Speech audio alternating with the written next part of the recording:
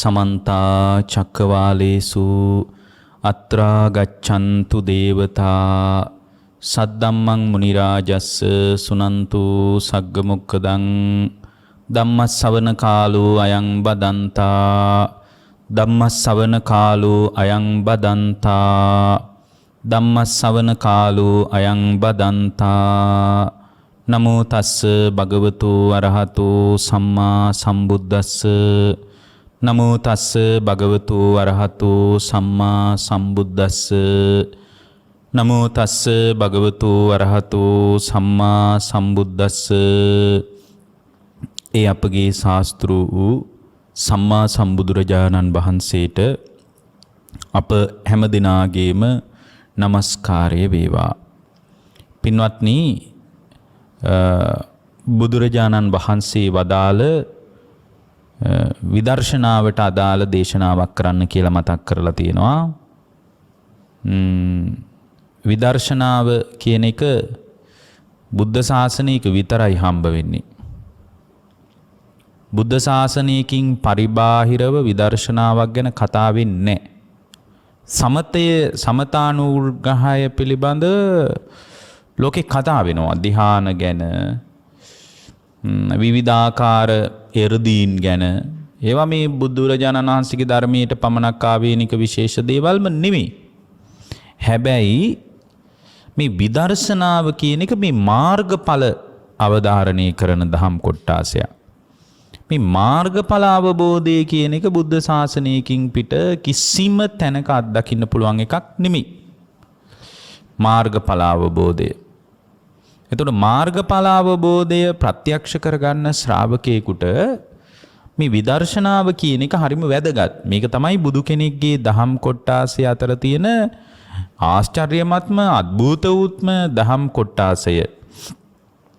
එතකොට මේ විදර්ශනාවට පාදක වන මාර්ගයේ විදිහට ආර්ය අෂ්ටාංගික මාර්ගයේ විතරයි ආර්ය අෂ්ටාංගික මාර්ගය තමයි බුදු කෙනෙක් දේශනා කරන්නේ.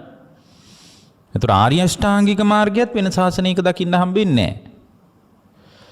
ආර්ය අෂ්ටාංගික මාර්ගයත් මේ බුද්ධ ශාසනයක විතරමයි අපිට දක ගන්න ලැබෙන්නේ. ඒතර මේ ආර්ය අෂ්ටාංගික මාර්ගයේ වැනි ඉන්න ශ්‍රාවකයෙකුට ඒක ප්‍රායෝගිකව දකින්න බෑ. හරියට කොන්ක්‍රීට් කණුවක් හිටෙව්වා වගේ ආර්ය අෂ්ටාංගික මාර්ගයේ තුලම ඍජුව පිහිටලා ඉන්නවා නම් තමයි ඒ ශ්‍රාවකයාට මේ අපි කතා කරන විමුක්තිය, අපි මේ පැහැදිලි කරන විදර්ශනාව, මේ පැත්තේ මේ වැඩපිළිවෙල මේ කරගන්න මේ පුළුවන්කමක් ලැබෙන්නේ. ඒ නිසා මේ දහම් කොටාසය අතිශය වැදගත් දහම් කොටාසයක්. එතකොට මේ විදර්ශනා කරන විදි ගැන එක විදියට අපි පැහැදිලි කරලා තියෙනවා. විදර්ශනා කරන්නේ සවිඥානික කයවල් විතරයිනේ. අවිඥානික දේවල් විදර්ශනා කරන්න ඕනේ නැහැ. ගෙවල් දොරවල් රත්තරන් බඩු විදර්ශනා කරන්න ඕනේ නැහැ. මේ සවිඥානික කයේ යථාර්ථයේ තේරුම් ගන්න, සවිඥානික කය ඉලක්ක කරගෙන විදර්ශනා කරන්න පුළුවන්කම තිබ්බනම් ඒක ධර්ම මාර්ගයට හොඳටම සෑහෙනවා පින්වත්නි. ඒ නිසා මේ විදර්ශනා කරන ශ්‍රාවකයෙකුට මේ අනිත්‍ය වශයෙන්, දුක් වශයෙන්, අනාත්ම වශයෙන් Tamanගේ ස්කන්ධ ලෝකේ දකින්නයි තියෙන්නේ. ඒ දකින විදිහ ඒකාකාරී ආකෘතියකින් බුදුරජාණන් වහන්සේ අපිට පැහැදිලි කළේ නැහැ. ඒකට අදාළ විවිධ පාරවල් අපිට පෙන්වලා දුන්නා. විවිධ තැන්වලින් ඒක කරගන්න විදිහ ගැන බුදුරජාණන් වහන්සේ අපිට පැහැදිලි කරා. ඒ කියන්නේ මුලින්ම අනිත්‍ය දකින්න ඕනේ ඇයි? දුක දකින්න ඕනේ ඇයි? අනාත්මය දකින්න ඕනේ ඇයි? ඉතින් මේකම විකාශනය කර තවදුරටත් පෙන්නවා. අනිත්‍ය දුක්ඛ අනාත්ම කියන ත්‍රිලක්ෂණයම තවදුරටත් එක එක පැතිවලින්, එක එක විදිහට, එක එක ආකෘතියෙන් බලන්න බුදුරජාණන් වහන්සේ අපට පැහැදිලි කළා. එතකොට අපි දැනගන්න ඕන දෙයක් තියෙනවා පින්වත්නි. මේ ත්‍රිලක්ෂණය කියන එකත් බුදු සමීය හැර වෙන කොහෙවත් නැහැ. අනිත්‍යයි කියලා කෙනෙකුට කියන්න පුළුවන්. දුකයි කියලා කියන්න පුළුවන්. බුද්ධ කාලෙත් එහෙමයි කියලා තියෙන්නේ. දැන් ඔය සමහර හාමුදුරුවරු, ආනන්ද හාමුදුරුවෝ එහෙම ඔය වෙන ආරාම වලට ගියාම අන්‍ය තීර්ථකයෝ එක සම ආසනේ වාඩි වෙලා ඉතින් බොහෝම හොඳට කතා බහ කරලා කියනවලු ඉතින් අපි ඔක්කොම එකයිනේ බලන්න අපි ඔක්කොම තට්ටේ ගාගෙන ඉන්නේ. ඉතින් අපි ඔක්කොම මේ බඹසර ජීවිතයකට ආපු අය කසාද බැඳලා අපි මේ දරුමල්ලු හදාගෙන ඉන්න අය නෙමෙයිනේ ආනන්දයන් වහන්සේ. අපි ඔක්කොම මේ ගිහි ජීවිතය අත්හැරලා දාලා ආපු අය. එතකොට අපි සමානයි. අපි අතර විසමපාතී බවක් නැහැ. සමානයි. ඒ වගේම ආනන්දයන් වහන්සේ අපිටත් මේක දුකයි කියලානේ හිතෙන්නේ. ඉතින් ඔබ වහන්සේලාත් දුකයි කියලා කියන්නේ ඔය ශ්‍රමණ ගෞතමයොත් දුකයි කියලානේ කියන්නේ. ඉතින් එහෙනම් අපි අතර සමානයි. අසමානකමක් නැහැ. අපේ හැසිරීම් වලින් අපේ ඉලක්ක වලින් අපි සමානයි කියලා කිව්වා. ඒ වගේම තමයි අපිත් මේක දුකයි කියලාමයි කියන්නේ. අපි මේක කවදාවත් සැපයි කියලා කියන්නේ නැහැ. අපිටත් මේක දුකක් විදියටමයි පේන්නේ කිව්වා. ඉතින් ඔබ වහන්සේලාත් මේක දුකයි කියලානේ කියන්නේ. ශ්‍රමණ ගෞතමයන් වහන්සේත් මේක දුකයි කියලා කියන්නේ. එහෙනම් අපි සමානයි. අපි අසමාන නැහැ. අපි ඔක්කොම එකයි කියලානේ මේ කියන්නේ. දැනුත් කියන්නේ පේන්නේ නැද්ද ඔය සරුආගමික කියන කණ්ඩායම් මෙහෙම එකතු වෙලා ලංකාවේ කියන්නේ. එක පෙළට වාඩි වෙලා සුදු රෙදිත් දාලා ඒක උඩම වාඩි වෙලා මේ මිනිස්සෙක් විදියට අපි සමානයි තමයි. ඒ සමානකමට අපි හැම කෙනෙක්ම ගරු කරන්න ඕන. භාගතුන් වහන්සේත් ගරු කළා. හැබැයි ඔය ඒකෙම වාඩි වෙලා මේ සුදු රෙදි අඳින ගිහියෝයි සිවුරු දරාගත්ත පැවිද්දෝයි ඔක්කොම කියනවා නම් අපි ඔක්කොම එකයි. අපි ඔක්කොම එකයි කියනවා නම් ඒක භාගතුන් වහන්සේගේ මූලික පණිවිඩයට මූලික ධර්මයට ඒ කාරණය ගැලපෙන්නේ නැහැ. ඒතර මෙහෙම කියද්දී ආනන්ද හාමුදුරුවෝ මේක පිළිගත්තේ නැහැ. ආනන්ද හාරෝක පිළිගන්න ගියේ නැහැ. ආනන්ද හාමුදුරුවෝ කෙලින්ම බුදුරජාණන් වහන්සේ ළඟට වැඩියාම ස්වාමීනි මේ අද මම මේ දානි වළඳලා ඉන්නකොට වෙන ආරාමයකට ගියා. ඒ ආරාමයට ගියා. මේ ආරාමයේ හිටපු උන්දලා ටික කිව්වා අපි ඔක්කොම දුකයි කියන්නේ. ඔබ වහන්සේලාත් දුකයි කියන්නේ. ශ්‍රමණ ගෞතමියොත් දුකයි කියන්නේ. අපි ඔක්කොම බඹසරට ආපු අය ගිහි ජීවිතය අත්හැරලා දාලා අපි ඔක්කොම හිත බාගෙන ඉන්නේ තට්ටේ ගාගෙන ඉන්නේ. ඉතින් ඔක්කොම අපි එකයි. අපි ඉතින් හැමෝම එකයිනේ කියලා නිකන් කතා කළා කිව්වා. ආනන්ද ඔබ මොකද කිව්වේ කියලා අහනවා. ස්වාමීනි මම මොකුත් කිව්වේ නෑ. හැබැයි මම මේ කතාව පිළිගත්තේ නෑ කිව්වා. අද නම් පිළිගන්නේ නැද්ද? පිළිගන්නවා. ඇයි බැලු බැලමුට වෙනසක් නෑනේ. පිළිගන්නවා. ඒතර බුදුරජාණන් වහන්සේ වදාළනවා ආනන්ද පිළිගත්තේ නැති එක හොඳයි කියනවා. ආනන්ද හැබැයි අහන්න තිබ්බේ හොඳයි දුකයි නම් උඹලගේ දුකෙන් නිදහස් වෙන වැඩපිළිවෙල මොකද්ද? අහන්න තිබ්බේ කියනවා. දුක නම් දුකෙන් නිදහස් වීම පිණිස නුඹලාගේ වැඩපිළිවෙල මොකද්ද? ආනන්ද එහෙම ඇහුවා නම් ලත්තනම ලොප්පෙලා යනවා. ඒ කියන්නේ ගිල ගන්නත් බැරුව වමාර ගන්නත් බැරුව ඔය මිනිස්සු ටික හිර වෙනවා කියලා බුදුරජාණන් වහන්සේ වදාලා. එතකොට අපිට තේරෙනවා මේ හේතුව තමයි දුකෙන් මිදෙන මේ විදර්ශනා ක්‍රම ලෝකෙ කිසිම ආගමික මතවාදයක නැහැ. ඊටාම සරල ආගමික මතවාද ටිකක් නේ තියෙන්නේ ලෝකේ. අනිත්‍ය ගැන්වීම ඇලුවට ලක් කරන්න කියනවා නෙමෙයි. මේ බුදු කෙනෙක්ගේ විශ්මිත අවබෝධයෙන් මදට 2600කට විතර එහා පැත්තේදී බුදුරජාණන් වහන්සේ අප කෙරෙහි අනුකම්පාවෙන් පහළ වෙලා වදාළ මේ ගම්බීර ධර්මයත් එක්ක බලනකොට වෙන ආගමික මතවාද බලද්දී ඒක මේ පහත් කරන්න කියනවා නෙමෙයි. එහෙම දාර්ශනික හැඩයක් නම් පේන්නේ නැහැ ලෝකී ගැන්වීම් වල. ගීතිකා දෙවියොන්ට කියන ඒවා, සින්දු කියන ඒවා, ඊට පස්සේ ආඥා කරන ඒවා, ඔය උඩ බලාන කාට හරි කියන්නේ ඔය වගේ බොහෝම සුළු දේවල් ටිකක් තියෙන්නේ. මේ හිත ගැන ගැඹුරු විශ්ලේෂණයක් ලෝකේ කිසිම දැනට පවතින බොහෝ ආගමික මතවාදවල දකින්න ලැබෙන්නේ නැහැ. ඒ නිසා මේ විදර්ශනාව කියන එක අපේ බුදු සමයේ විතරයි තියෙන්නේ. එතකොට ඒකේ ප්‍රධාන වශයෙන් ඉලක්කය වෙන්නේ මේ සවිඥානික ස්වභාවයේ පවතින කය පිළිබඳ යථාර්ථවාදී අවබෝධයට පත් වෙන එක. ඒකම තමයි විකාශනය කර එක එක විදියට බුදුරජාණන් වහන්සේ පෙන්වන්නේ. මොකද එකම ආරකට එකම රටාවකට සමහර අයට නොතේරෙන්න පුළුවන් නේ. ඒ නිසා බුදුරජාණන් වහන්සේ එකම මේ අනිත්‍ය දුක්ඛ අනාත්ම කියන ත්‍රිලක්ෂණය දකින කාරණයම එක එක විදියට බුදුරජාණන් වහන්සේ අපිට පෙන්වව දාලා. එතකොට උන්වහන්සේ නිකම් පෙන්වුවේ නෑ මේ தત્ත්වයේ වඩනකොට Tamanගේ හිත තුළ මිබඳු தત્ත්වයක් උද්ගත වෙනවා. මේ தત્ත්වයේ වඩනකොට හිත මෙන්න මේ විදියට කෙලෙසුන්ගෙන් නිදහස් වෙනවා. මෙන්න මේ විදියේ මනෝභාවයන් වලට මෙන්න මේ විදියටයි හුරු කරන්න ඕන කියලා උන්වහන්සේ පුහුණු කරපු දේ, උන්වහන්සේ අවබෝධ කරගත්ත දේ අවබෝධක් ඥාණයෙන් අපිට කිව්වා, අනුමානෙට නෙමෙයි. අනුමාන ඥානයකින් නෙමෙයි, ප්‍රත්‍යක්ෂ ඥානයකින් අපිට කියලා දුන්නේ. ඒකයි බුදුරජාණන් වහන්සේ වදාළේ අනිච්චානුපස්සෙන් භාවෙන්තෝ නිත්‍යං නිත්‍ය සංඥා පජහති. මහණෙනි මේ නිට්ටයයි කියලා ස්වභාවයක් මනසේ රැඳිලා තියෙනවා. මේක නිට්ටයයි, මේක මට, මේක නිට්ටය ස්වභාවයක් තියාගන්න පුළුවන්.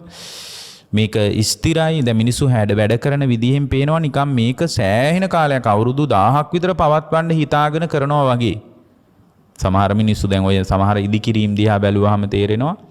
මන් දන්න පවුලක් ඉන්නවා මේ දරුවොත් නැහැ. නමුත් මහල් 3ක විතර විශාල ගයක් හදාගෙන දැන් ඉතින් ඒගේ අන්තිම කාලේ ඒ දෙන්නගෙත් අන්තිම කාලේ මේ යන්නේ. එතකොට දැන් අපි කොච්චර ලොකු ගයක් හැදුවත් නිදියන්න වෙන්නේ එක කාමරයකනේ. දැන් කාමර 20ක් විතර තියෙන ගේක මිනිසු රෑ එළි වෙනකන් කාමර 20ක නිදියන්න බෑනේ. අද මේ පැයක් මේ කාමරේ ඉන්නවා, ඊළඟ පැය අර කාමරේ. එහෙම නිදියන්නේ නැහැනේ කවුරුත්. ඉතා සුව පහසු ඇඳවල් 10ක් තිබ්බත් එක ඇඳකනේ නිදියන්න වෙන්නේ. එතකොට මේ ස්වභාවය අපි තේරුම් අරන් නැහනේ. මිනිස්සු හොඳට ඉන්න ඕන, සනීපෙට ඉන්න ඕන, සුව පහසු ජීවිතයක් මිනිස්සු ගෙවන්න ඕන.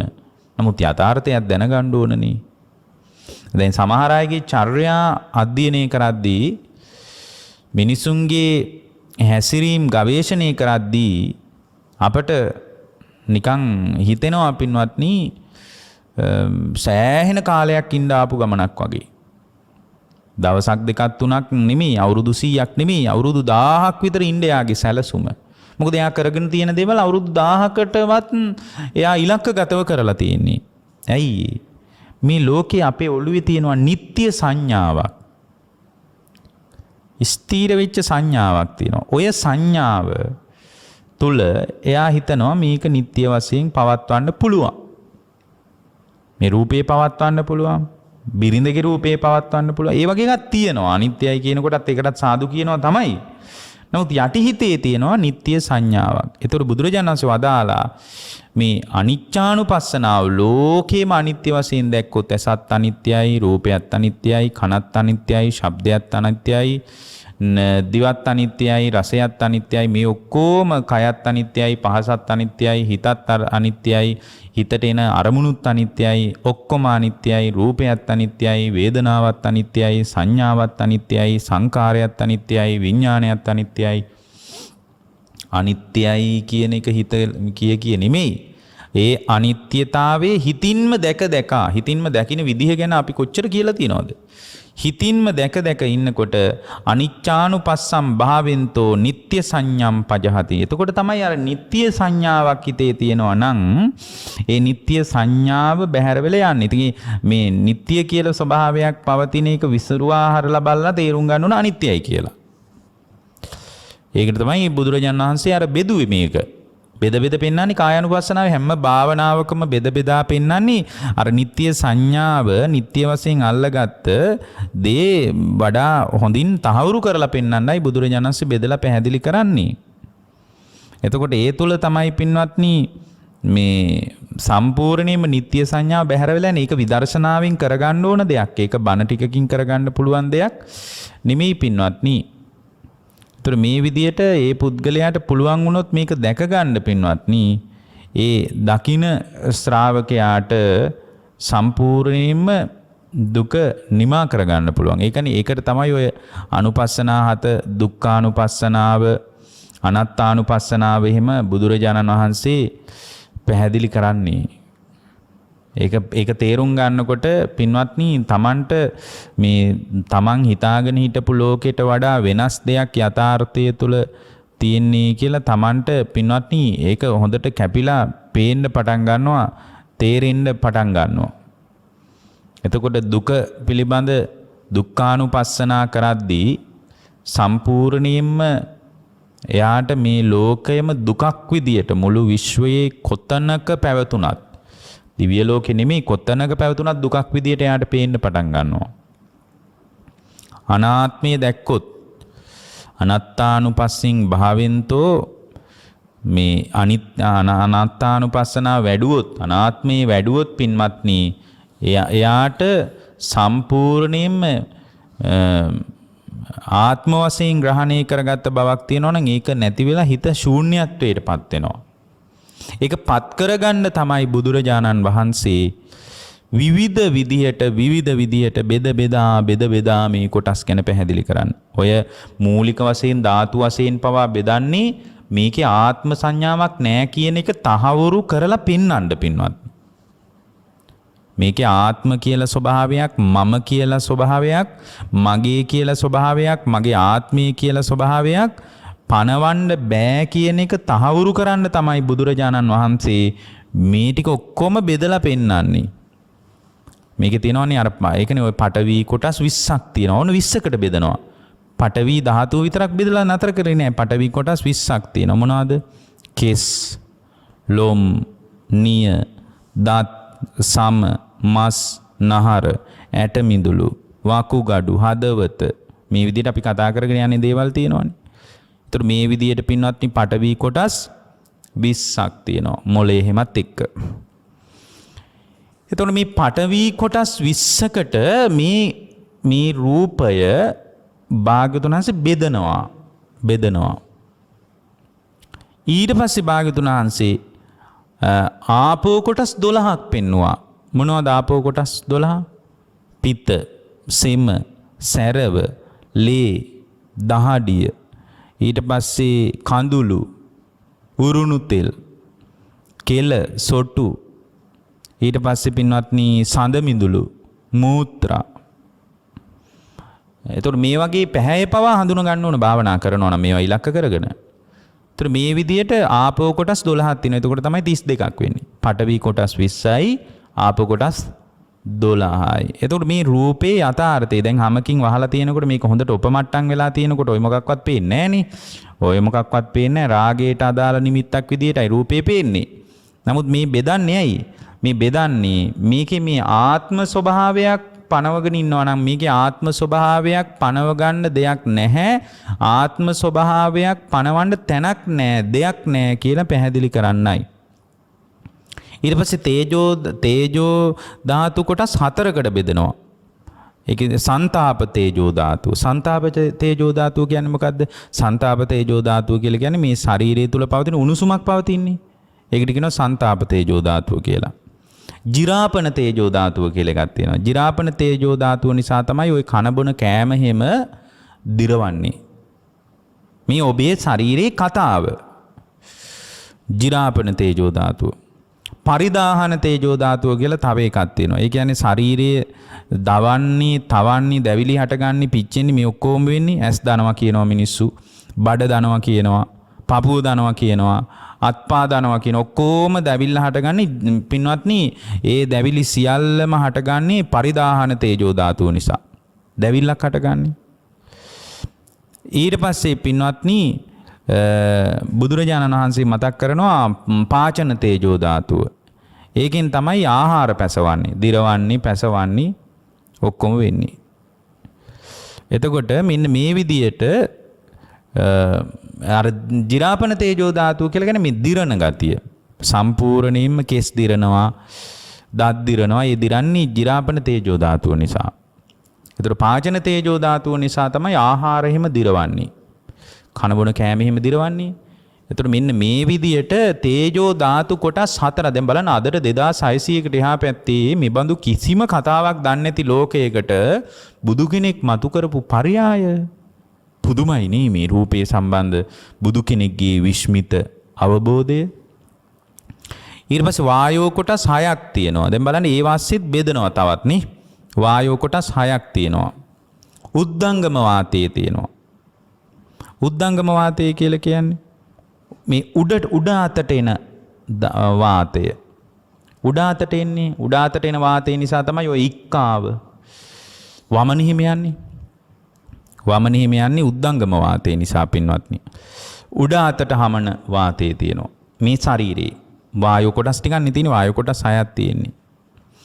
අදෝගම වාතයේ තියෙනවා. අදෝගම වාතය කියලා කියන්නේ පහළට යන්න මේ අදෝගම වාතය. මල මූත්‍රා පවා මේ පහ කරවන්නේ අදෝගම වාතය නිසා. මල මූත්‍රා බැහැර කරවන්නේ. ආහාර ක්‍රමානුකූලව දිරවීමේ රටාවට උදව් කරන්නේ අදෝගම ධාතු. ඉතින් වෛද්‍ය විද්‍යාව දන්න මිනිස්සෙක් වෙන කතා ටිකක් කියන්න පුළුවන්. මේ අපිට අදට 2600කට එහා පැත්තේදී භාග්‍යවතුන් වහන්සේ විශ්මිත අවබෝධයෙන් පැහැදිලි කරපු කාරණය කුජ්ජිසය කියලා එකක් තියෙනවා. කුජ්ජිසය කියන්නේ මොකද්ද? කුජ්ජිසය වාතය කියලා කියන්නේ පින්වත්නි බඩවැල් වලින් පිටත හැසිරෙන වාතය තියෙනවා. බඩවැල් වලින් පිටත හැසිරෙන වාතය. ඒ වගේම තියෙනවා කොට්ටාසේ වාතය කියලා. කොට්ටාසේ වාතය කියන්නේ බඩවැල් ඇතුලේ හැසිරෙනවා වාතයක්. මේ බඩවැල් අතර තියෙනවා මේ ඇතුලේ හැසිරෙන වාතය තියෙනවා. අංගමංගානුසේ වාතය කියලා එකක් තියෙනවා. අංගමංගානුසේ වාතය කියන්නේ මොකද්ද? මේ අංගමංගානුසේ වාතය නිසා තමයි හුස්ම ඉහළට පහළට එහෙම ගන්න එකයි තියෙන්නේ අංගමංගානුසේ වාතය. එතකොට සම්පූර්ණයෙන් ආස්වාස ප්‍රාස්වාසයේ සම්පූර්ණයෙන් මේ ආස්වාස හුස්ම ඉහළට පහළට ගැනීමයි ආස්වාස ප්‍රාස්වාස වාතය. ඊට පස්සේ අංගමංගානුසේ කියලා කියන්නේ මේ සම්පූර්ණ ශරීර ක්‍රියා කරන මේ අතපය උස්සනකොට මේ ක්‍රියාත්මක වෙන වාතය. කකුල් අතපය මේ සියල්ල තුලම චලනයන් සිද්ධ වෙනකොට සිද්ධ වෙන ක්‍රියාවලිය. එතකොට මේක Tamanගේ අවබෝධයක් බවට පත් කරගත්තොත් මේ ටික හොඳට ඉගෙනගෙන භාවනාවක් විදියට මේවා ඉලක්ක කරගෙන හිත පුහුණු කරාට පස්සේ එයාට මේ හැම චලනයක් තුලම ක්‍රියාත්මක වෙන මේ ධාතුන්ගේ ක්‍රියාත්මක වීම ධාතු ස්වභාවයේ ක්‍රියාත්මක වීම යාට අත්දැක ගන්න පුළුවන්. එතකොට මේක රූපේ ඇත්ත කතාව තේරුම් අරගෙන මේකේ මේ ආත්ම වශයෙන් පනව ගන්න දෙයක් නැහැ කියන එක බුදුරජාණන් වහන්සේ තේරුම් කරන්න තමයි මේ කාරණේ මතක් කරන්නේ. එතකොට මේ විදිහට අපි මේ අනිත්‍ය දුක්ඛ අනාත්ම කියන ස්වභාවය ඉලක්ක කරගෙන අපි භාවනාවක් කරන්න ඕනේ. එතකොට වැඩෙන්නේ විදර්ශනාව පින්වත්. එතකොට හොඳට විදර්ශනා කරනකොට ප්‍රධාන වශයෙන් අනිත්‍යානුපස්සනාව, දුක්ඛානුපස්සනාව, අනාත්තානුපස්සනාව වඩනකොට ඒ තුනේම ක්‍රමික විකාශනයක් තමයි අනිත් හැම විදර්ශනා ක්‍රමයකින්ම පැහැදිලි වෙන්නේ. එතකොට එතකොට දැන් මේ අනිත්‍ය වශයෙන් Tamanගේ ස්කන්ධ ලෝකයක්, බාහිර ස්කන්ධ ලෝකයක් විදර්ශනා කරනකොට දුක් වශයෙන්, දුක්ඛානුපස්සනාව වශයෙන්, අනාත්තානුපස්සනා වශයෙන්, නිබ්බිදානුපස්සනා වශයෙන්, විරාගානුපස්සනා වශයෙන්, නිරෝධානුපස්සනා වශයෙන්, පටිනිස්සග්ගානුපස්සනා වශයෙන් මේ හතේම වැඩිම තුලින් තමයි අරහත්ත්වයට පත් වෙන්න පුළුවන්. හැබැයි සෝවාන් වෙන කෙනෙකුට Tamanගේ ස්කන්ධ ලෝකයේ අනිච්චානුපස්සනා වශයෙන් බලලා සෝවාන් වෙන්න බෑ. අද කොහොමත් බෑ. දුක්ඛානුපස්සනා වශයෙන් බලලත් මදි. අනාත්තානුපස්සනා වශයෙන් වඩන්න ඕන. අනාත්මයේ දකින්නකොට තමයි මේ සියල්ලම ශූන්‍ය ධර්ම, ශූන්‍යතාවය තේරෙන්නේ. එතකොට අනාත්තානුපස්සනාව තමයි පින්වත්නි ශුන්්‍යත සමාධිය වැඩෙන්නේ. මොන සමාධියද? ශුන්්‍යත සමාධිය වැඩෙන්නේ අනාත්තානුපස්සනාව තුල. එතකොට අනාත්තානුපස්සනාව වඩන ශ්‍රාවකයෙකුට සෝතාපන්න වෙන්න පුළුවන්. එවනම් මේ ත්‍රිලක්ෂණය වැඩිම තුලම තමයි සෝතාපන්න වෙන්න තියෙන්නේ. විශේෂයෙන්ම මතක තියාගන්න අනාත්තානුපස්සනාව වඩන්නම අවශ්‍යයි. එතනින් එහාට හතම වැඩෙනකොට එයාට අරහත්ත්වයේ ඒ තැන්වලදී අවබෝධය කරා හිත හදාගන්න පුළුවන්. නිබ්බිදානුපස්සනාව වශයෙන් බලනවා. අපි මේවා ගැන මේ සප්තානුපස්සනාව පැහැදිලි කරද්දී කියලා තිනවා. මේක මේ සප්තානුපස්සනාව ගැන බණක් නෙමෙයි. එතකොට නිබ්බිදානුපස්සනාව වශයෙන් වඩනවා. එතකොට නිබ්බිදානුපස්සනාව වශයෙන් වඩන්නේ මේවා ඔක්කොම අනාත්මයි නම් මේවාට බැඳෙන්න හොඳ නැහැ. කලකිරෙන්න ඕන මේවා ගැන. මේ ස්කන්ධ ලෝකයේ ගැන, ආයතන ලෝකයේ ගැන, මේ ධාතු පිළිබඳ මේවා ගැන කලකිරෙන්න ඕන. මේවා මොහොතක්වත් අගය කරන්න ඕන දේවල් නෙමෙයි කියලා යා මනසින් දකිනවා. නිබ්බිදානුපස්සනා, විරාගානුපස්සනා, නිබ්බිදාවක් හට ගන්න ඕන දේවල් නම් විරාගයක්මයි හදා ගන්න ඕන. නොඇලිය යුතුමයි මේවට. මම නම් ඇලෙන්නේ නෑමයි කියලා හිත හදා ගන්නවා. නොඇලිය යුතු දේවල් විදිහට දකිමින් භාවනා කරනවා. නිරෝධානුපස්සන මේවා ඔක්කොම නිරෝධ ධම්ම වශයෙන්, නිරුද්ධ වී යන ධර්ම වශයෙන් මේ ඇති වෙන රූපයත් නිරුද්ධ වෙනවා, වේදනාවත් නිරුද්ධ වෙනවා, සංඥාවත් නිරුද්ධ වෙනවා, සංකාරයත් නිරුද්ධ වෙනවා, විඥානයත් නිරුද්ධ වෙනවා. ඇති වුණාට වඩා වැඩි වේගයෙන් නිරුද්ධ වී යනවා කියන දැක්ම හදාගෙන මේ ස්කන්ධ ලෝකයේ පිළිබඳ විදර්ශනා කරන්න ඕන. ඊට පස්සේ මේ ඔක්කොගේම පදනම තමයි ත්‍රිලක්ෂණය පිනවා. අනිත්‍ය දුක්ඛ අනාත්ම කියන ස්වභාවයේ නිසා තමයි අපිට මේ විදිහේ තත්වයකට පත් වෙන්න වෙලා තියෙන්නේ කියලා. අර ඒ පදනම මත ඒකයි ත්‍රිලක්ෂණී බුදුදහම විශේෂ වශයෙන් අවධාරණය කරන්නේ. මේ ත්‍රිලක්ෂණය කියන එක මිනිස්සු වැඩි ගණන් ගන්නෑ. ත්‍රිලක්ෂණය කියන ස්වභාවය නිසා තමයි පින්වත්නි මේවා නිරුද්ධ වී යන ධර්ම විදියට මෙයා මනසින් දකින්නේ. පටිනිස්සග්ගානුපස්සනාව වශයෙන් වඩනවා. මේවාට මොහොතක්වත් දසමයක්වත් ඇලිය යුතු නෑ, බැඳිය යුතු නෑ. සියල්ලම අතහැරලා දාන්න ඕන. සියල්ලම අතහැරලා දාන්න ඕන දේවල් විදියට එයා දකිනවා. එතකොට එයාගේ සම්පූර්ණයෙන්ම මේ කෙලෙස් ධර්මයන් කැඩි කැඩි ගැලවි ගැලවි යන්න පටන් ගන්නවා පින්වත්නි. බුදුරජාණන් වහන්සේ අපට මේ විදියට පැහැදිලි කරමින් උන්වහන්සේ වදාරනවා මේවා ක්‍රමානුකූලව වඩාගෙන යනකොට ඒ මානසික තත්වයන් තුළ ඇතිවෙන අත්දැකීම් පරාසයත් පැහැදිලි කරලා තිනවා. දැන් මේ කෙලෙස් ධර්මයන් නිරුද්ධ කරලා දාන්නනේ අපි මේ විදියට විදර්ශනා කරන්නේ. දැන් උදාහරණයක් විදියට ගත්තොත් පටිනිස්සග්ගානුපස්සින් භාවෙන්තෝ ආදානම් පජහති. එතකොට පටිනිස්සග්ගානුපස්සනාව වඩනකොට තමයි සම්පූර්ණයෙන් සියල්ල අතහැරිලා යන්නේ. මොකද අපි මනසින් අල්ලගත්ත ගොඩාක් දේවල් තියෙනවා. මනසින් අල්ලගත්ත විශාල දේවල් ගොඩක් අපේ මනසේ තියෙනවා. එතකොට අපි දරුවෝ අල්ලගෙන, අපේ භෞතික දේවල් අල්ලගෙන, මේ රූපය අල්ලගෙන, විඳින වේදනාව අල්ලගෙන, මේ අපි හඳුනගත්ත සංඥා අල්ලගෙන, රූප සංඥා, ශබ්ද සංඥා, ගන්ධ සංඥා, රස සංඥා, පොට්ටබ්බ සංඥා, ධම්ම සංඥා වශයෙන් ලෝකයේ අත්දකින්න සංඥා අල්ලගෙන, ඊට පස්සේ මේ සංඥා පදනම් කරගෙන හිතේ යම්තාක් සිතුවිලි ධර්ම හට ගන්නවා නම් ඒවා රාගයේද, ද්වේෂයේද, මෝහයේද, මේ ශ්‍රද්ධාවද, මේ සියල්ලම අපි අල්ලගෙන ඉන්නේ මනසින්. එතකොට කෙනෙක් අහන්න පුළුවන් එනම් පටිනිස්සග්ගානුපස්සනාවේදී ශ්‍රද්ධාවත් අතහරින්න ඕනද කියලා. ඔව් ඔක්කොම අතහරින්න ඕන. සියල්ලම අතහැරලා දාපු තැනකයි නිවන හම්බ වෙන්නේ. ඒකයි බුදුරජාණන් වහන්සේ මතක් කළේ සියලු තැන්හි සියල්ලම අතහැරලා දාන්න කියලා. බුදු කෙනෙක් ධර්මයේ දේශනා කරන්නේ අතහැරීම මතම පදනම් වෙලානේ. එතකොට අපි මේ විදියට බලාගෙන යනකොට පින්වත්නි අපි Tamanගේ ලෝකෙත් අල්ලගෙන බාහිර ලෝකෙත් අල්ලගෙන, එතකොට බාහිර ලෝකේ අල්ල ගන්නකොට අපිට දිව්‍ය ලෝකත් අහු වෙලා, ධ්‍යානත් අහු වෙලා, නිවනත් අහු වෙලා, ඔක්කොම අහු වෙලා දැන් අපිට මේ අහුවෙච්ච දේවල් තියෙනව නේද? අහුවෙච්ච දේවල් ඔක්කොම මේ ටික ක්‍රමානුකූලව වඩාගෙන ඇවිල්ලා පටිනිස්සග්ගානුපස්සනාව වඩනකොට මේ සියල්ලම අතහැරලා දාන්න ඕන. සියල්ලම අතහැරලා දානවා. එතකොට මේ සියල්ලම අතහැරලා දානකොට ඔක්කොම අතහැරිච්ච තැනක තමයි හිත විසංකාරගත වෙන්නේ. සංස්කාරයන්ගෙන් හිත නිදහස් වෙන්නේ. ඉතින් මේ විදිහට මේකම දියුණු කරගන්න තමයි තව ක්‍රම කියන්නේ. දැන් උදාහරණයක් විදිහට කායානුපස්සින් භාවෙන්තෝ ඝන සංඥම් පජහති. එතකොට දැන් මෙතන ඒ පුද්ගලයා තුළ ඝන සංඥාවක් ක්‍රියාත්මක වෙනවා නම් එතකොට එයා කායානුපස්සනාව වඩන්න ඕනේ. ඒ නිසා තමයි හොඳ එක්ක ධර්මයේ හොඳට ඉගෙන ගන්න ඕනේ, එක්ක ධර්ම විනී ගුරුවරයා කරගන්න ඕනේ. එහෙමත් නැත්නම් මේ හොඳට ධර්මයේ දන්න කෙනෙක්ගෙන් අහගෙන එක කරන්න ඕනේ. ඒ තැන්වලදී කොහොමද විදර්ශනා කරන්න කියන එක. මොකද මේක මේ විදර්ශනාව සම්බන්ධ කාරණයක් මතු කරන්න කියලා තියෙන නිසා මම කියන්නේ. එතකොට දැන් සමහරවිට ඝන සංඥාව බහුලව තියෙනවා මනසේ අපේ හැප්පෙනවා. මේ සමහර වෙලාවට අනිත්‍යතාවය දැක්කත් මේ ඝන සංඥාව දුරු වෙන්නේ නැහැ. මේ දුක්ඛ ස්වභාවය දැක්කත් මනසින් ඝන සංඥාව දුරු වෙන්නේ නැහැ. අනාත්ම ස්වභාවයේ කොච්චර වමනසිකාරය කරත් ඝන සංඥාව දුරු වෙන්නේ නැහැ. එතකොට මේ ඝන සංඥාව පවතින තැනක මගේ දුව, මගේ පුතා, මගේ අම්මා, මගේ තාත්තා, මගේ පෙම්වතා, මගේ පෙම්වතිය, ඊට පස්සේ මේ විදියට මම මගේ කියලා අල්ලගත්ත බාහිර සහ අධ්‍යාත්මික සවිඥානික ලෝකයක් තියෙනවනේ.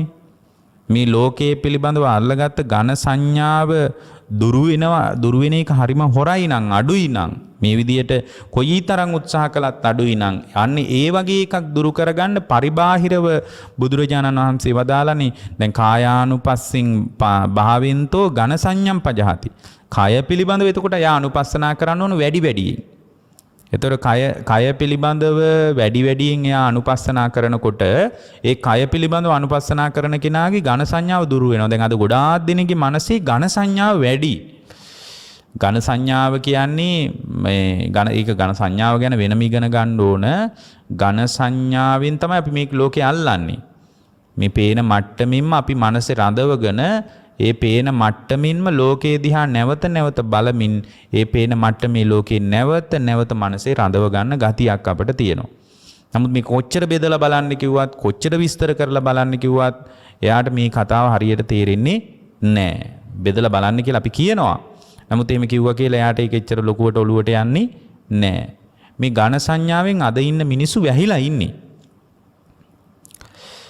නිකම්ම නෙමෙයි බරපතල විදියට වැහිලා ඉන්නේ ඝන සංඥාවෙන්.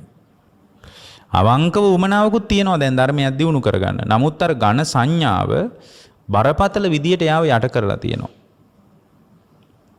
එතකොට මේ ඝන සංඥාව දුරු වෙන්නේ නැහැ. බුද්ධ කාලෙත් හිටියා සමහර අය. පුදුම උත්සාහ කළා. හොඳට උවමනාවෙන් දියුණු කළා ධර්මය. නමුත් ওই ඝන සංඥාව නිසාම සමහර වෙලාවට ධර්මයක් අවබෝධ කරගන්න බැරි වුණා. මේ ඝන සංඥාව නිසාමනේ අපිට මේ ගැහැණියෙක් පිරිමියෙක් කිය මේ රාගයට අදාළ දේවල් ඔක්කොම පේන්නේ. ඒතර ගැහැණියෙක් පිරිමියෙක් කියන එකත් දෙසිස් කුණප කොටස් ටිකක් තියෙන්නේ. ඇට සැකිල්ලකට මස් සොතලා නහර වැල් වලින් බැඳලා හැමකින් වහලා තියෙන සතර මහා ධාතුව සංයෝග වෙච්ච තැනක හොඳ ඔපයක් පවතිනවා. නිරන්තරයෙන් උපමට්ටම් වෙනවා. ඒ ඔපේ තමයි මේ හැම හොඳට උපමට්ටම් වෙලා තියෙන්නේ ඒකයි. නමුත් මේක බෙදලා එකතු කරලා බැලුවොත් මේක පිරිමියෙක්ගේ දෙතිස් කුණප කොටස් මේ කාන්තාවක්ගේ කියලා මූලික පදනමේදී බෙදන්න බැරිය. ඉතින් මේ කතාව කොච්චර කිව්වත් අපිට අර ඝන සංඥාවකින්ම ලෝකේ අහුවෙන්නේ නැද්ද? අහුවෙනවා. එතකොට අන්න ඒ වගේ එක බරපතල විදියට තියෙනකොට අපි පුළුවන් තරම් කායානුපස්සනාවම වඩන්න ඕන. කායානුපස්සනාව වඩන ක්‍රම කොච්චර තියෙනවද? ධාතු මනසිකාරය කරන්න කියනවා. එතකොට නවසීවතික භාවනා කරන්න කියලා කියනවා. ඊට පස්සේ අපි කියන ආනාපාන සතිය වඩන්න කියලා කියනවා. ඉතින් මේවා බලද්දී මේ ඒවා වෙන වෙනම කරන්න කියලා කියනවා. දැන් ඔය සමහර තැන්වල දැන් කෙස් දැන් අපි තුමු කාන්තාවකගේ කෙස් දැක්කාම ඒ කෙස් ගැන බොහොම ලෙන්ගතුකමක් ඇති වෙනවා. දැන් භාවනාවක් කරගෙන යන කෙනෙකුට පවා හරි ලස්සන කොණ්ඩයක් තියෙන්නේ. මේ විදිහට හිතෙන්න පුළුවන්. එතකොට බුදුරජාණන් වහන්සේ වදාලා ඒක මානසිකාරය කරන්න කියලා මේ විදිහට කොහොමද? කෙස් පිහිටලා තියෙන්නේ හරියට කඳු ගැටයක් මුදුනේ තියෙනද භාවනාවෙන් මේක කල්පනා කරන්නේ. ඒ තැන්වලදී ඒ විදිහට කල්පනා කරන්න ඕන. මේ කෙස් පිහිටලා තියෙන්නේ හරියට කඳු ගැටයක පිහිටා තිබෙන තනකොළ වගේ. මේ කෙස් පිහිටලා තියෙන්නේ කඳු ගැටයක් මත පිහිටා තියෙන තනකොළ වගේ. කෙස් අඳුරන්නේ නැහැ හිස් කබල. හිස් කබල මත තියෙන හැම කෙස් අඳුරන්නේ නැහැ. ඒතර හිස් කබල මත තියෙන හැමත් කෙස් දන්නෙත් නැහැ. ඒ කියන්නේ එකිනෙකට අඳුනන්නේ නැහැ. මේ කෙස් කියලා කියන්නේ පඨවි ස්වභාවයේ ප්‍රකට වෙච්ච දෙයක්. ඒ කියන්නේ එහෙනම් පස් වෙන ස්වභාවයට අයිති දෙයක්. ඒතර මේ කෙස් හැදිලා තියෙන්නේ පඨවි ස්වභාවයෙන්. ඒතර මේ පඨවි ධාතුව වශයෙන් අපි මේ කෙස් දකින්න ඕන. මේ තියෙන්නේ පඨවි ධාතුව. ඒතර මේ පඨවි ධාතුව සම්පූර්ණයෙන් මගේ කියලා හිතුවොත් ඒක සාධාරණ නෑ. එතකොට මේ පඨවි ධාතුව අනිත්‍ය වී යන දෙයක්. පඨවි ධාතුවට එකතු වී යන දෙයක්. මෙන්න මේ විදිහට කල්පනා කරන්න ඕන. දැන් හැම කියලා හිතමුකෝ. දැන් කෙනෙක්ගේ හැමට අපිට හරි ආසාවක් ඇති වෙනවා. එතකොට දැන් මේ භාවනා කරන්න කිව්වත් කොච්චර උවමනාව තියෙන කෙනෙකුට උනත් එයාට අර ඝන සංඥාවම එනවා. ඔපමට හැමීම පාට එනවා. හැමම හැඩයි කියලා හිතෙනවා. එතකොට එයාට පුළුවන් භාවනා කරද්දි කල්පනා කරන්න හැමම ඉලක්ක කරගෙන කොහොමද? හැමම ඉලක්ක කරගෙන මේ හැම හරියට මේ වීණාවක තියෙන වීණාවක් හදන්න ගන්න තෙත හැම වගේ බඳේ අලවලා තියනවා වගේ. එතකොට මේ හැමට සුදු කළු හැඟීමක් නැහැ. සුදුයි කළුයි කියලා එහෙම හැඟීමක් නැහැ. යටින් මස් ඇදලි තියෙනවා. මස් ඇදලි දන්නේ උඩින් හැමක් තියෙන බව. හැම දන්නෙත් නැහැ මස් ඇදලි මත පිහිටා තියෙන බව. එතකොට ඒක හැම දන්නෙත් නැහැ මස් දන්නෙත් නැහැ. ඔවුනොවුන් සිත් නැති සිතුවිලි නැති අචේතනික දේවල්. සිත් නැති සිතුවිලි නැති අචේතනික දේවල්. හැමට හැඟීමක් නැහැ සුදු කළු කියලා ભેදයක් හැඟීමක් නැහැ. මේ හැම පවතින්නේ පඨවි ස්වභාවයෙන්. මේ පඨවි ස්වභාවයෙන් පවතින දේ පඨවි ස්වභාවයටම එකතු වෙලා යන දෙයක්. මේ විදිහට දකින්න පුළුවන්. එතකොට අර මූලික ඝන සංඥාවෙන් හදාගත්ත වටිනාකම ක්‍රමානුකූලව අර මගේ කියලා හැප්පෙන ගතිය ක්‍රමානුකූලව යාගේ හිතෙන් බැහැර වෙලා යනවා. අන්න ඒ වගේ Tamanට වඩාත් මේ ලෝකේ අහුවෙන තැන් ඒ තැන්වලදී විදර්ශනා කරගන්නත් අපිට පුළුවන් වෙන්න ඕනේ. ඒකයි මේ කිව්වේ මේ කායානුපස්සනං භාවෙන්තෝ ඝන සංඥම් පජහති. කායානුපස්සනාව වඩනකොට තමයි පින්වත්නි ඝන සංඥාව දුරු වෙලා යන්නේ. ඝන සංඥාව දුරු වෙලා යන්නේ. අනේ විදිහට අපි ඒ තැන් විදර්ශනා කරන්න ඕනේ. දැන් ධර්මයේ තියෙනවා මේ වායානුපස්සං භාවෙන්තෝ ආයුහනම් පජහති. ඒ කියන්නේ පින්වත්නි මේ සම්පූර්ණයෙන්ම රැස් කරන ගතියක් මේ ස්වභාවය තුල තියෙනවා. එතකොට මේ රැස් කරන ගතිය තියෙන තැනක වායානුපස්සනාව නිරන්තරයෙන් භාග්‍යතුන් වහන්සේ අපට පුහුණු කරන්න කියලා කිව්වා. එතකොට ආධ්‍යාත්මික ආයතන බාහිර ආයතන ඇත කියන අදහස අපිට තියෙනවා. රූපයක් ඇත, වේදනාවක් ඇත, සංඥාවක් ඇත, සංකාරයක් ඇත, විඥානයක් ඇත කියන ඇත කියන අදහස තියෙනවා. ඒතර මේවා ඇති වෙලා නැති වෙලා යනවා කියන එක අපි මනසින් දකින්න ඕන. එතකොට පින්වත්නි නිරන්තරයෙන් රැස් කර ඉන්න ගතිය අතහැරිලා යනවා. රැස් කර ඉන්න ගතියක් තියෙනවා නම් අතහැරිලා යනවා. සම්පූර්ණයෙන්ම සමුදය ප්‍රහාණය වෙලා යන විදිය මේ දකින්නවා. සංස්කාරයන් නැති වෙලා යන විදිය දකින්නවා. එතකොට සංසාරෙට රැස් වෙන්නේ මොකුත්. අන්න අපි සංසාරෙට රැස් කරගත්ත දේවල් තියෙනවානේ. කය මුල් කරගෙන, වචනය මුල් කරගෙන, මනස මුල් කරගෙන නිරතුරුව පින්වත්නි අපි රැස් කර ඉන්න ගතියක් අපේ තියෙනවා. එතකොට ආයුහණං පජහති රැස් කර ඉන්න ගතිය. ඒ කියන්නේ මේ ඔක්කොම සංසාරේට රැස් කරලා තියෙන්නේ. එතකොට සංසාරයේ ඔබේ මරණාසන්න මොහොතේ මේන්න නුඹේ දේවල් ටික කියලා ඔබට හම්බෙන පොට්ටනියක් මල්ලක් තියෙනවා නම් ඒකේ රැස් කරගත්ත දේවල් ටික තියෙනවා. සංසාරේට රැස් කරගත්ත දේවල්. සංසාරේට රැස් කරගත්ත දේවල්. හොඳට සමහර මිනිස්සු රැස් කරගන්න දේවල් වලට සංසාරේ පොලියත් එක්ක හොඳට ගෙවනවා. සමහර සංසාරේ රැස් කරගත්ත දේවල්. එතකොට වායානුපස්සෙන් මේ වැය පැත්තම දකින්න පුළුවන් නම් මේ සියල්ලම හට ගන්නවා සියල්ලම නිරුද්ධ වෙනවා. උදය වැය කියලා අපි කියන්නේ. එතකොට මේවා සිතින්ම ඇති කරගත්ත ධර්ම ටිකක්. මේවා ඔක්කොම සම්පූර්ණයෙන් මේ ලෝකයේ සම්බන්ධ මම හිතින් ගොඩනගාගත්ත වටිනාකමක් තියෙන්නේ. මේවා සියල්ලම හටගෙන සියල්ලම නිරුද්ධ වී යනවා. මේ විදියට දකින්නකොට සමුදය තුල වැය දකින්නකොට ඒකනි කායानुපස්සනාව වඩද්දි කියන්නේ සමුදය ධම්මානුපස්සීව වය ධම්මානුපස්සීව සමුදය වය ධම්මානුපස්සීව සමුදයයි වැයයි දෙකම දකින්නකොට ඒ වැය සමුදයට වඩා වේගයෙන් වැය වෙනවා කියලා දකින්නකොට පින්වත්නි හටගත්තට වඩා වැඩි වේගයකින් වැය වෙලා යනවා කියලා දකිනවා නම් එයාගේ ජීවිතේ සංස්කාර ඇති වෙන්නේ නැහැ. සංස්කාර ඇති වුණාට පස්සේ තමයි සසර රැස් වෙන්නේ. දැන් මෙතන සංසාරික රැස්වීමක් නැහැ.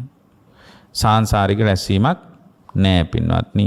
මේ විදිහට අපිට පුළුවන් තැන්වලදී මේක මම පිළිවෙලට කියපු කතාවක් නෙමෙයි. අර සප්තානුපස්සනාව වඩ아가න යනකොටත් ඒ තැන්වලදී තව දුරටත් එක එක විදිහේ දේවල් ගැන අදහස් එනවනේ. දැන් අපි අර මුලින් කිව්වා වගේ නිකන් ඝන සංඥා වෙනවනම් ඊට පස්සේ කායानुපස්සනාව භාවිතා කරන්න පුළුවන් එක එක විදිහට තව දුරටත්. ඊට පස්සේ හැම වෙලාවකම Tamanගේ ජීවිතේ නිමිති අහු වෙනවනම් නිමිත්තක් අහු වෙනවනම් බුදුරජාණන් වහන්සේ මතක් කරා අනිමිත්තානුපස්සින් භාවෙන්තෝ නිමිත්තං පජහති. මේ සිතේ සටහන් වශයෙන් නිතරම වැටෙනවා නම් නිමිති හිටලා තියෙනවා නම් ඇත බවට මනසේ හැපි තියෙනවා නම් ගැහැණියෙක් ඇත, පිරිමියෙක් ඇත, අම්මා ඇත, දුව ඇත, පුතා ඇත, කාර්යක ඇත, ගෙදර ඇත, ඉඩම ඇත, කුඹුර ඇත කියලා නිරන්තරයෙන් නිමිති වශයෙන් සටහන් වෙලා තියෙනවා. ඒක මේ සංසාරයෙන්ම පෝෂණය වෙච්ච එකක්, නිමිති සටහන් වෙන එක. එතකොට එහෙම දකින්නකොට බුදුරජාණන් වහන්සේ වදාලා අනිමිත්තානුපස්සින් භාවින්තෝ නිමිත්තම් පජහති. ඒ අනිමිත්තානුපස්සනාව එතකොට වඩන්න ඕන.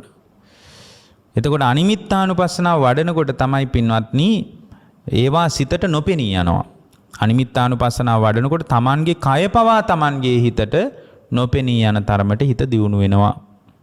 නිතරම පේනවා මෙතන තියෙන්නේ අර අපි කියපු මූල ධාතු 4මයි කියලා පේන්න පටන් ගන්නවා.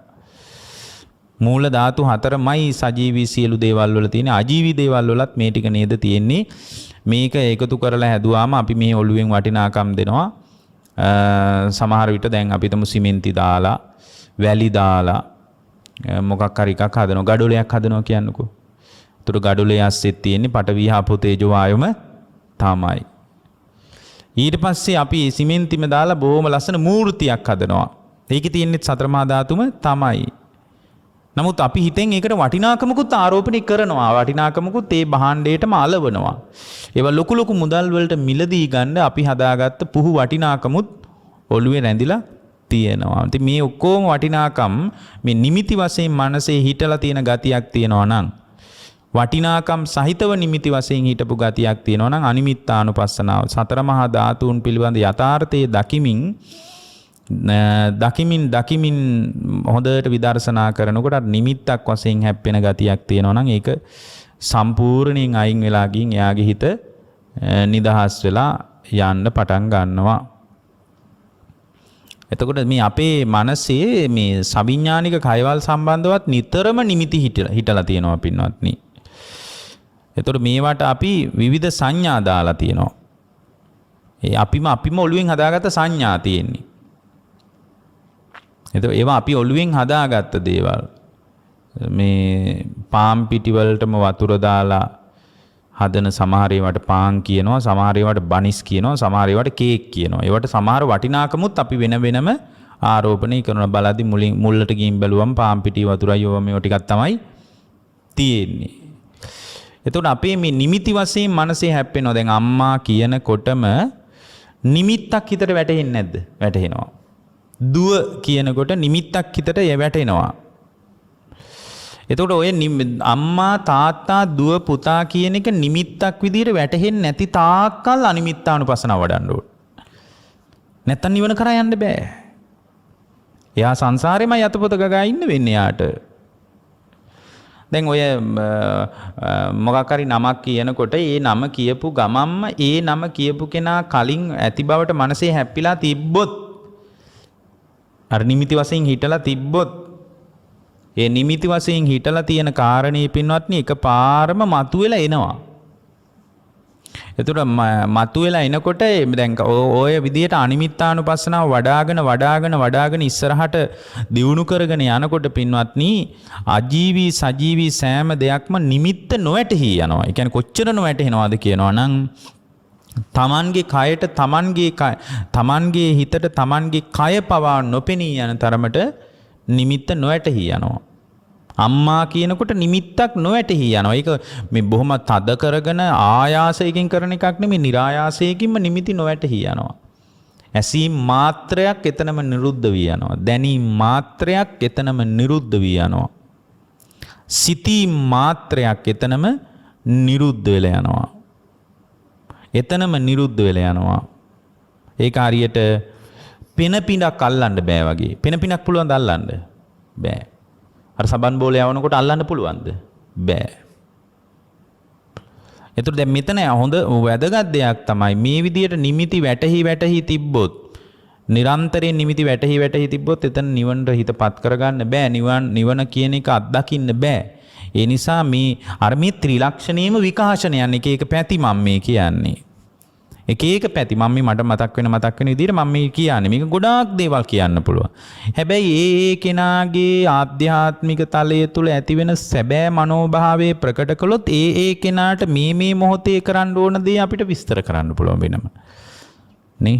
එතකොට මේක ත්‍රිලක්ෂණයේම පදනම ත්‍රිලක්ෂණය පිළිබඳ තමයි භාවනාව. ඒකේම තවදුරටත් විකාශනාත්මක පැති. සප්තානුපස්සනාවෙම තවදුරටත් එක පැති. ඔය වගේ ගොඩක් තියෙනවා පැති පින්වත්නි.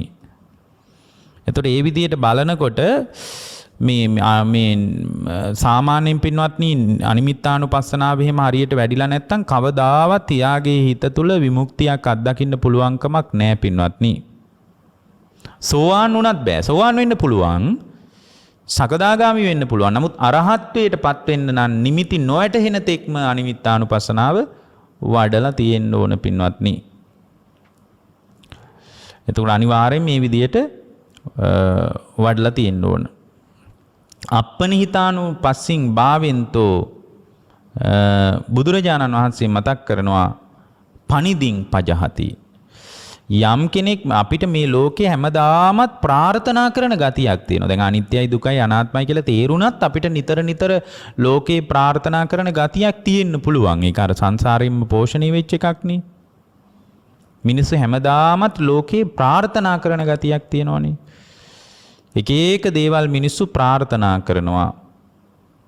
එතකොට මේ ප්‍රාර්ථනා කරන ගතියක් අපේ හිතේ පවතිනවා. අනාගතයේ ලෝකේ අපි ප්‍රාර්ථනා කරනවා. එතකොට ප්‍රාර්ථනා කරනකොට ඒ ප්‍රාර්ථනා කරන තාක්කල් පින්වත්නි යාට සංස්කාරයන්ගෙන් නිදහස් වීමක් ඇති වෙන්නේ නැහැ. දැන් අපි භවයේ කොච්චර ප්‍රාර්ථනා කරනවදනේ? දිව්‍ය ලෝකේ යන්න ප්‍රාර්ථනා කරනවා. සුගතියේ යන්න ප්‍රාර්ථනා කරනවා. මේ විදිහට අපි නිරන්තරයෙන්ම ලෝකේ ප්‍රාර්ථනා කරන ගතියක් තියෙනවා. එතකොට මේ සතුටින් ලෝකේ ප්‍රාර්ථනා කරන ගතිය සම්පූර්ණයෙන්ම පින්වත්නි දුරු කරගන්න අවශ්‍ය නම් බුදුරජාණන් වහන්සේ නිරන්තරයෙන් අපට මතක් කළා වඩන්න කියලා මේ අප්පනීතානුපස්සනාව. එතකොට මේ ලෝකේ ප්‍රමිති වශයෙන් ගන්න මොනවද තියෙන්නේ? මේ ලෝකේ ප්‍රමිති වශයෙන් ගන්න කිසි දෙයක් නැහැ. අපි ප්‍රමිති හෙව්වට මේ ලෝකේ අපි හිතන ප්‍රමිතිය අපි හිතන ප්‍රමිතියක් ලෝකේ අපිට කවදාවත් මුණ ගැහෙන්නේ නැහැ පින්වත්නි. ඒතර ප්‍රාර්ථනා කරන්නේ මේ ලෝකේ හැමදාමත් ප්‍රමිති වශයෙන් මොනවා හරි ගන්න පුළුවන් වේවි කියලා අපි හිතාගෙන. නමුත් මේ ලෝකේ කුමක්ද ප්‍රාර්ථනා කරන්න තියෙන්නේ? නිරන්තරයෙන්ම ඇති වෙලා නැති වෙලා යනවා නම් මොනවද ප්‍රාර්ථනා කරන්න තියෙන්නේ? හටගෙන නිරුද්ධ වී යන ලෝකයක නම් නැවතිලා ඉන්නේ. හටගෙන සියල්ලම හටගත්ත තැනම එතනම නිරුද්ධ වී යනවා නම් මොනවද ප්‍රාර්ථනා කරලා බලාපොරොත්තු වෙන්න තියෙන්නේ?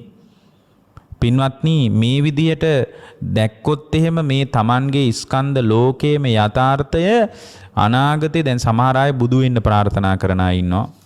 මේ බෝධිසත්වවරු කියලා හිතාගෙන ඉන්නවා. ඒතර බෝධිසත්වවරයෙක් විදිහට බුදු බව ලැබේවා කියලා අදහස් කරන ඉන්න උදවිය ඉන්නවා. මේ ගිහි අය ඉන්නවා සමහර අය. ඉතින් නමුත් මේ ලෝකේ මේ ප්‍රමිති වශයෙන් ප්‍රාර්ථනා කරන්න මොකක්වත් නැහැ. මොනවද ප්‍රාර්ථනා කරන්න තියෙන්නේ? නිරන්තරයෙන් ලෝකේ ඇති වෙලා නැති වෙලා යනවා කියලා දැනගත්තොත් බුද්ධත්වයට ප්‍රාර්ථනා කරන්නේ. මේක හරියට දැක්කොත් පින්වත්නි. ඒතර මේ ප්‍රාර්ථනාවට බිය වෙනවා අය. එච්චරට ප්‍රාර්ථනා කරන්න බෑ මේ ලෝකේ.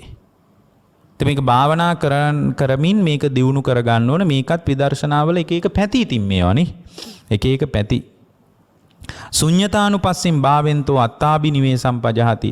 අර අපි කොච්චර කිව්වත් ආත්ම මම නෑ මම කියලා හීනියට හරි තියෙනවා.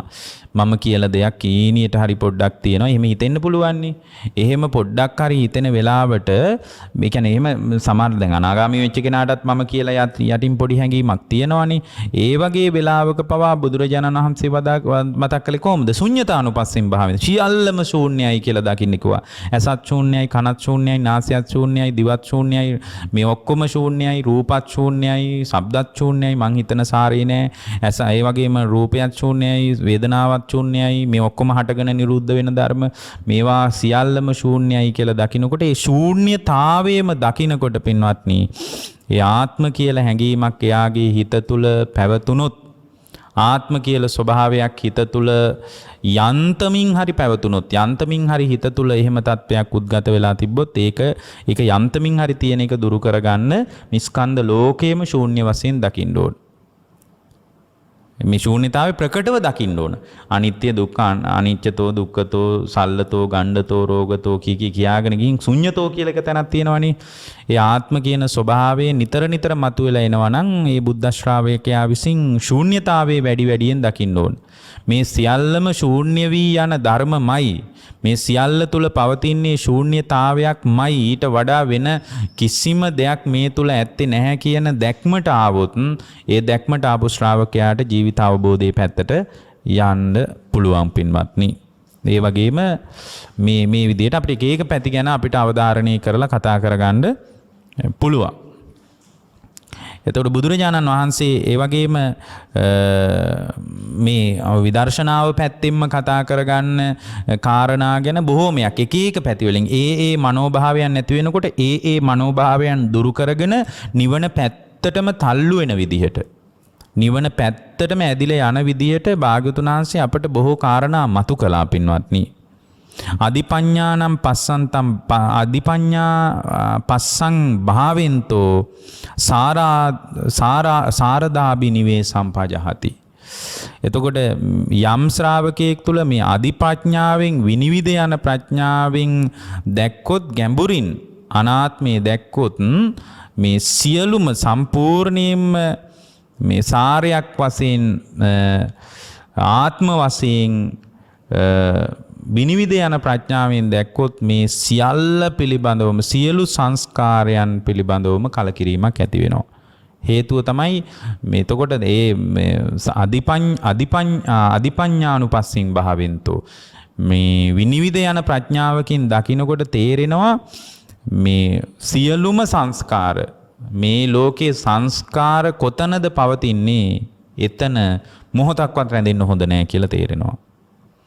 ස්කන්ධ කොතනද පවතින්නේ, ස්කන්ධ පවතීමම දුකයි. රහත් උනත් සංකාර ගොඩක් රහත් භාවයට පත් උනත් ස්කන්ධයන් ක්‍රියාත්මක වෙනවා නම් පිරිනිවන් පාන තාක්කල්ම ඒ දුක පවතිනවා කියලා දැක ගන්නවා. දුක කියන්නේ මේ උපාදානීය දුක නෙමෙයි. නමුත් පුනර්භවයක් පිණිස ගෙනත් දුන්න කර්ම ශක්තියක් මෙතන ක්‍රියාත්මක වෙනවනේ. ඒ කර්ම ශක්තිය ක්‍රියාත්මක වෙන නිසානේ ඔය සාරිපුත්ත හාමුදුරුවන්ට වගේ ස්වාමීන් වහන්සේලාට පවා මේ ලේ අතිසාරය වගේ රෝග වලින් පීඩා විඳලා තියෙන්නේ. ඒ කියන්නේ පුනර්භවය ගෙන දුන්න කර්මී ක්‍රියාත්මකයි. කෙලෙසුන්ගෙන් නිරුද්ධ වුණාට පහනක් නිවුණා වගේ නිවිල යන බව හැබෑව තමයි. පිරිනිවන් පානවා තමයි. හැබැයි නමුත් පිරිනිවන් පාන තාක්කල් කර්ම ශක්තිය ක්‍රියාත්මක වෙනවා නම් එතන දුක පවතිනවා. සංස්කාර ගොඩක්මයි ක්‍රියාත්මක වෙන්නේ. නාම ධර්ම විතරමයි.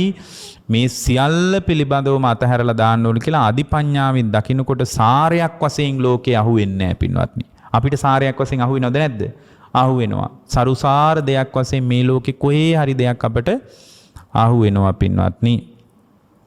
මේ විදිහට එක විදිහට කියන්න පුළුවන්. ආදීනවානුපස්සෙන් භාවෙන්තෝ, බුදුරජාණන් වහන්සේ මතක් කරනවා ආදීනව දැක්කොත් එහෙම ආලයාබි නිවේ සම්පජහති. මේ ආදීනව දැක්කට පස්සේ මේ ආලේ සම්පූර්ණයෙන්ම දුරු වෙලා යනවා. ඉතින් අර ආදීනව දකින්න ඕනේ. එතකොට රූපේ ආදීනව දකින්න ඕන. මොනවද රූපේ ආදීනව? රූපේ ආදීනව තමයි රූපේ අනිත්‍ය වෙලා, දුකටපත් වෙලා, විපරිණාමයටපත් වෙලා වෙනස් වෙලා යනවා. ඔන්න එතකොට ආලේ දුරු වෙලා යනවා. මෙන්න මේ විදිහට හැම එකම ඒ තැන්වල මේක මම නිකන් කවලම් කරලා මේ කිව්වේ. මේකේ පිළිවෙලක් නැහැ. ඒ තැන්වලදී මතක් වෙන විදිහට කොහොම හැබැයි මේ වගේ තව බොහෝ කාරණා තියෙනවා. හැබැයි ප්‍රධාන වශයෙන් ඔබ මතක තියාගන්න ඕන දෙයක් තියෙනවා. ඒ තමයි අනිත්‍ය දුක්ඛ අනාත්ම කියන ත්‍රිලක්ෂණය තමයි පදනම විදර්ශනා කරද්දී. ඒකේ විකාශනීය තමයි සප්තානුපස්සනාව. ඒ වගේම ඒ සප්තානුපස්සනාව වඩ아가න යනකොටත් තවත් ඒ පුද්ගලයා තුළ විවිධාකාරයේ අපගාමී මනෝභාවයන් ස්වල්ප වශයෙන් ප්‍රකට වෙවි එන්න පුළුවන්.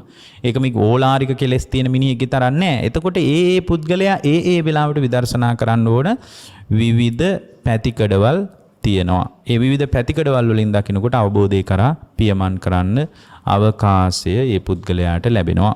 හොඳයි, අපි මේ දේශනා කරපු දේශනාව නිමා කරනවා. හැම දිනාටම ජීවිත අවබෝධය, යථාර්ථ අවබෝධය පිණිස මේ දේශනාව උපකාර වේවා.